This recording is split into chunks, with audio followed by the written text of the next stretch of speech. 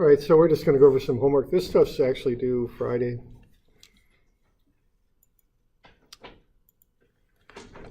So this is basically a disk, and I wanted you to do this one in two different ways. Once, like we did the with calculus, and then the other with the tables. Tables will be easier, of course.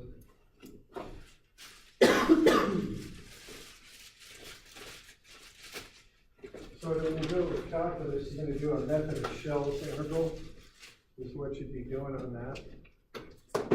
So you're going to do method of shells, and what you want to do there is include the depth also. You got the density, so you're going to want to incorporate that as well. So what you're going to do, you're going to take a series of shells, and they're going to be really hard for me to draw, but they got a little bit of thickness to them. So they're dr thick. So what you're going to do there is for the volume, well, let's see, you're going to take the length of a shell, which is the circumference, 2 pi r, and then multiply that by the thickness, so that's dr, so that's the area. And then you're going to multiply that by 0.05 meters. Well, I'd probably just stay in meters on this because we got the density that way. So that's going to get you the volume of a shell. And then the mass of the shell will be when you multiply that by 2400. Okay? So what you got there is you've got the distance around the shell, which is like a ring, like a bracelet or something, whatever you want to call it. And then you go around that thing. And then what you're going to have then is let's see, okay, so that's basically the mass, okay? So you can start with that.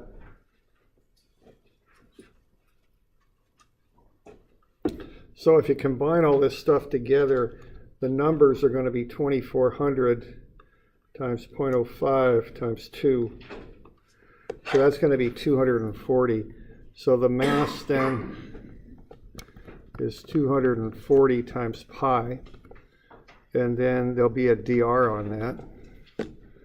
Okay, and then the moment of inertia, which is going to be I sub z there, going about that axis running down through the center of that, is going to be the integral of mr squared dr. Okay, so you got the mass times the offset distance squared times dr. Okay, and I dropped an r out of this mass term, didn't I? So there needs to be an r in here as well. Okay. So when you kind of combine all that stuff, you'll get that integral. Okay, so what you're going to have here for I sub z, if you do it calculus style, is you're going to have r squared times r. That'll get you r cubed, and then that'll be times 240 pi dr. And then you're going to start integrating that at the radius, which is 0.04. And then you'll stop integrating it when you get out to half of that, so that'll be 0.075. All right, and you'll just run that integral. And that should be 0.00548.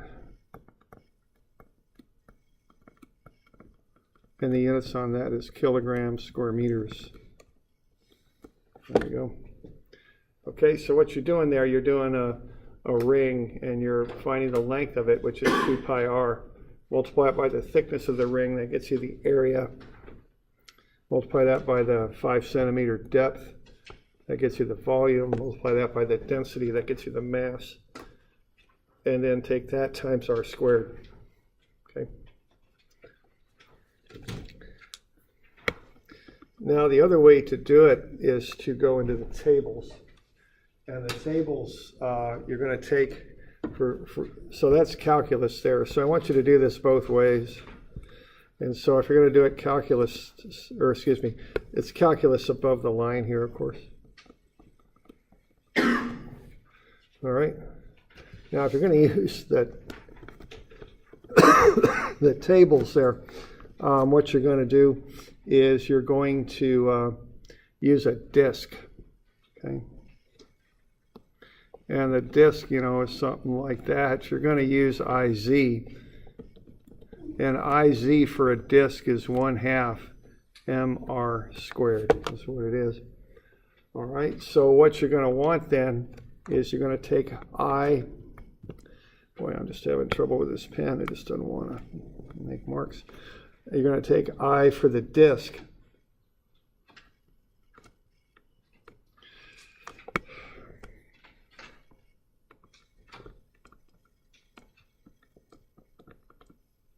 And then you'll take away I for what I call the cutout disk.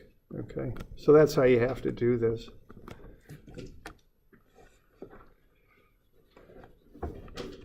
So you can get the mass, and what the mass is pi r squared. That's the area times the depth,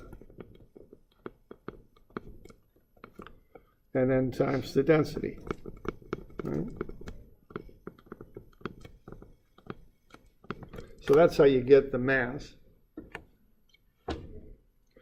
So the mass for the entire disk, when you do that, is a little more than 2 kilograms. And then you get the mass for the cutout disk. And of course, that's going to be a negative. When you start cutting things out, you want to just be sure that you consider them to be negatives. So that's 0.6032, like so.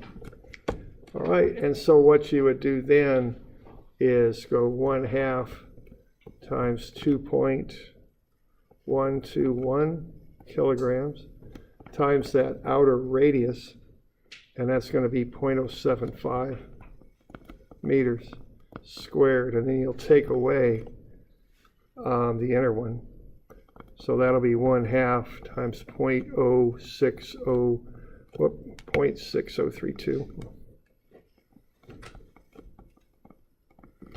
kilograms times the inner radius, 0.04 meters squared. And we would hope that'll get us the same answer. So you can do this, either way.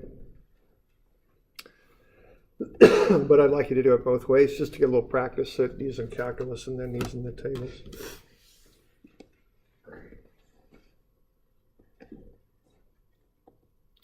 So we got any questions on that?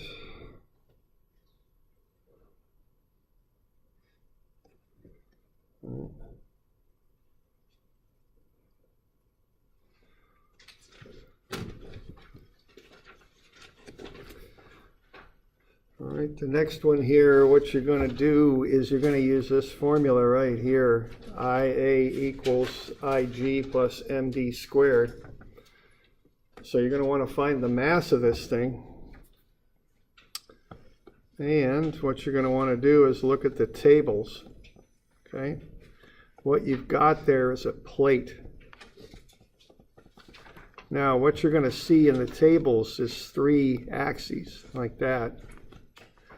Okay, and you're going to want to be sure that you're using the moment of inertia about the proper axis. Okay. So what's going on here is this is all based on being parallel. Okay. So the actual axis you're using is there. You can think of that as being a hinge or something like that, and the thing's going to rotate about the hinge. Something like that. That's kind of the idea. So what you want to do is use the transfer axis theorem, and you want to find the moment of inertia through the centroid using an axis that's parallel to the one shown. Okay, so you're going to want to go with this axis here is what you'd want to do.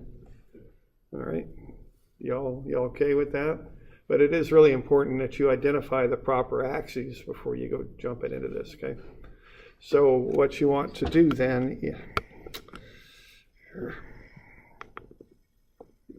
is use that axis there when you calculate moment of inertia, okay? So just be darn sure you're identifying the axes.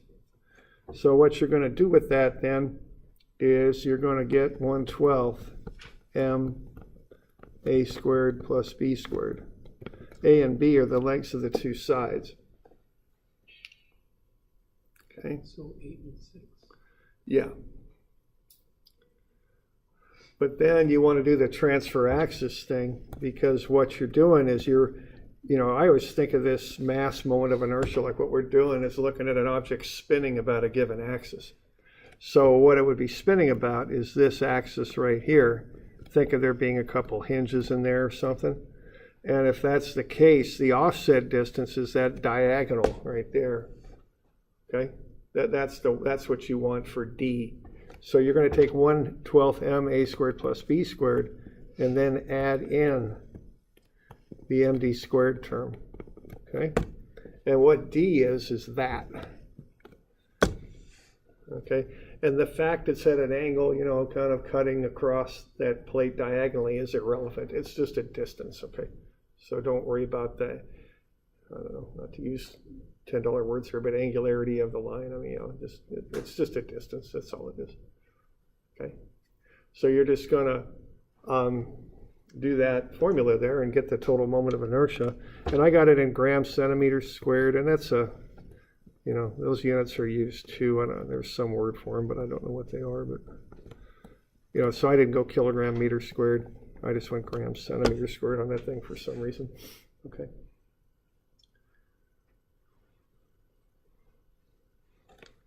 So we doing okay with that?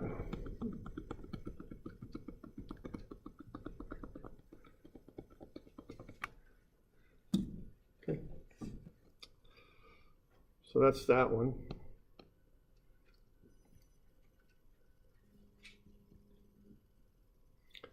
All right, and we got one other of these. It looks like this. So what you want to do with this thing is you're going to go about this axis, okay? Right there. So, always just pay attention to that, because what you're then going to do is you're going to find the moment of inertia of the plate about an axis parallel to that, and you're going to use that distance. Plus, you're going to find the moment of inertia of that cutout. And you're going to add those two things together. Okay, the moment of inertia of the plate and the moment of inertia of the cutout. And you'll add those together, and the cutout is negative.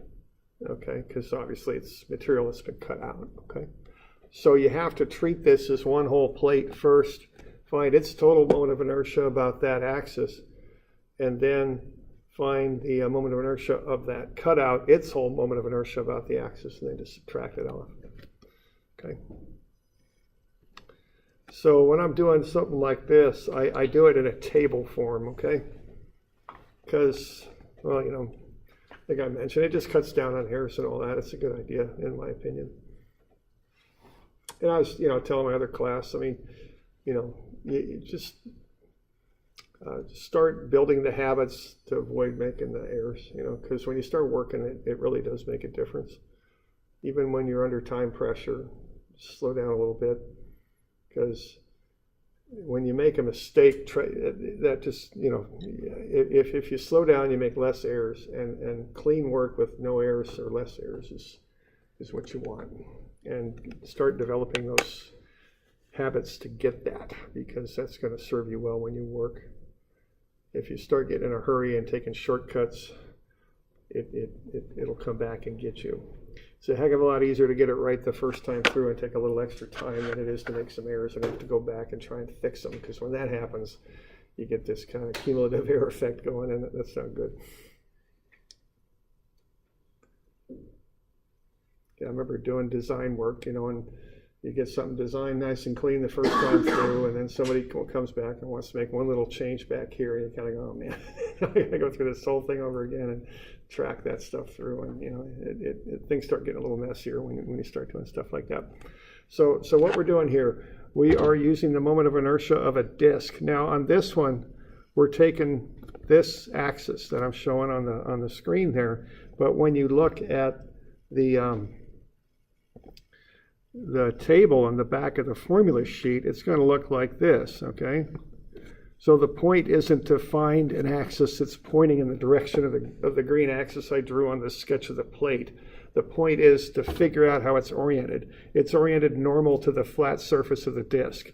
This axis is oriented normal to the flat surface of the disk. So that's the axis you want. Don't get fooled by which direction they're pointing on the paper. That doesn't mean anything, okay? Look at how they're oriented on the object. So you want an axis perpendicular or normal would be better because we're in 3D. That'd be the better word to use. Normal to the flat surface of the disk, okay? So, and that is pi r squared times the mass. Or I'm sorry, it's 1/2. What am I talking about here? It's 1/2 mr squared. I got ahead of myself. Okay, so what I do, I find the volume first, pi r squared times the thickness. That's the thickness of the cutout. That's a negative volume. Then I multiply that by the density and get the mass. And then there we go. Here's the formula for a disk taken about an axis through the centroid and normal to the flat surface of the disk. It's 1/2 mr squared. There we go. All right, now what I want next, see, is I've got 1/2 mr squared. That's I sub g right there. But then I got to do the transfer axis thing. Because my axis, I'm taking moments of inertia about this axis here, not that one, okay? So I got to transfer over. So I need this offset distance. And what you're given there is some dimensions. So what you've got is you've got that 15 centimeters is the distance from the axis there that the thing's rotating about to the center of the disk, or excuse me, to the edge of the plate on the right, and then it's 8 centimeters back to the center of the disk. So 15 minus 8 gets you 7 centimeters. That's from the axis that the plate rotates about to the center of the disk. Okay. So you go md squared then, you'll get the transfer axis piece, then you just add them up and get the total. So what you've got there is the moment of inertia of the cutout about that axis shown on the left there. And so what you're going to do is you're also going to find the moment of inertia of the entire plate, 0.0009720. And then you'll add the two together and come up with a total, and it's 0.000881.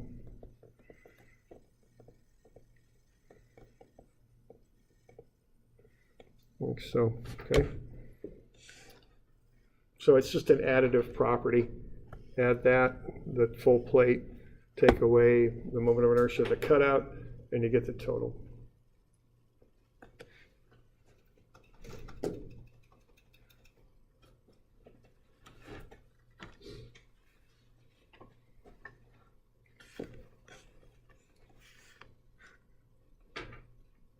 Okay. So we'll be using that a little bit. Okay. Some of these moments of inertia, this is the number that we want to find to figure out how something will rotate, what it takes to make it spin, what the alpha will be for a given moment. So that's why we calculate this up for these objects, so we can analyze them and figure out what their angular acceleration will be. All right. Now there is this other, so are we okay with that? We got any questions? Okay. Because there is one other thing I just want to mention, because it'll affect some of the homework coming up, and I can't quite remember which problem, but this does come up a little bit, so if we're good on that. Now, we have some kind of complex figures that we deal with, so there's another little shortcut formula for moment of inertia that is sometimes used if you're giving something called the radius of gyration. Okay, so K is called the radius of gyration, and this is on your formula sheet.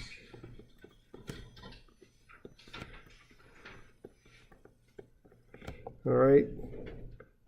that's kind of the moment of inertia without the mass. So you can use that for a shape. And then let's say you're manufacturing the same shape, but you manufacture it from different materials with different densities. You'll have that shape, but with different masses.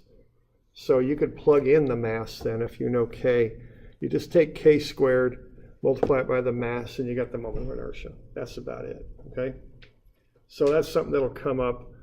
I think I did one of those on your homework. So just be, if you see something K or K sub G, that's called the radius of gyration. And if you want I, all you got to do is square it, or is take m times K squared. That's all you got to do. Okay. So it's just and sometimes in textbooks and stuff, if you got a real complicated shape, they'll just give you K. It's easier than having you do all the calcs to find the moment of inertia. So just realize that might come up. It'll be a little while before we get to that one, but you'll see that in the future. All right. So we're doing all right with that.